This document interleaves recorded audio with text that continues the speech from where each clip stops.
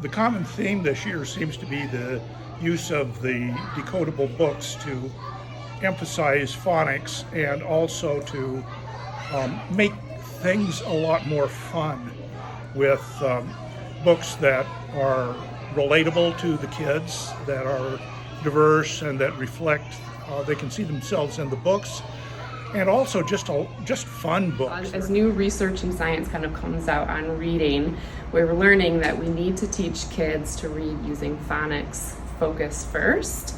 And so we're starting to kind of switch our instruction to that. So we have a scope and sequence that we follow, and like different phonics programs have a different scope and sequence. Like we start with CVC words, and then we'll learn words that have blends and digraphs in them, and then we'll introduce silent E. So we kind of have a scope and sequence that we follow. And then we use those decodables. Like you can actually see ours here. Like we start with CVC words, and then once kids have mastered that, we teach them blends and digraphs. And once they've mastered that, we teach them what's called like an R-controlled vowel. Charlie and Chuck. That's the title of this book. So in this book, We focused primarily in this book on our CH digraph, which was new to my students. But what was also very exciting is it included also a lot of consonant, vowel, consonant words, which we've been practicing a lot in kindergarten this whole year. So the decodable books have been able to strengthen skills that we've already learned, but also introduce new skills as well. Kids can take these home to read with their families.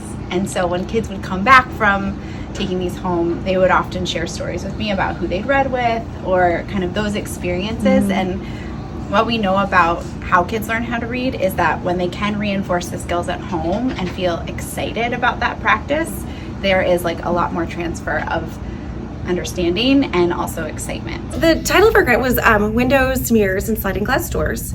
We wanted to purchase books where students were able to see themselves in the books, see viewpoints from other people, and just gain perspectives about the larger world. So we wanted to have books that represented a wide variety of diversity, different cultures, backgrounds, even religion. So we ended up purchasing, was it like 200? I think about 200 new books. Titles, yeah.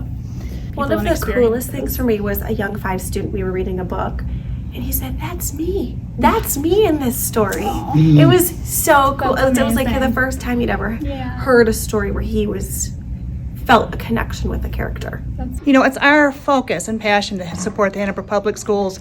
I'm a graduate of the Ann Arbor Public Schools, so as we have funding requests, my objective is to bring it back to the schools, and this seemed like a very worthwhile cause. Just my favorite thing to do in school, and I know I had a favorite aunt who every year for birthdays and Christmases, she would give me books, and it was the best present I ever received. And I have such a passion for reading, and I think it's so important for our kids today to have those experiences that they can have through books.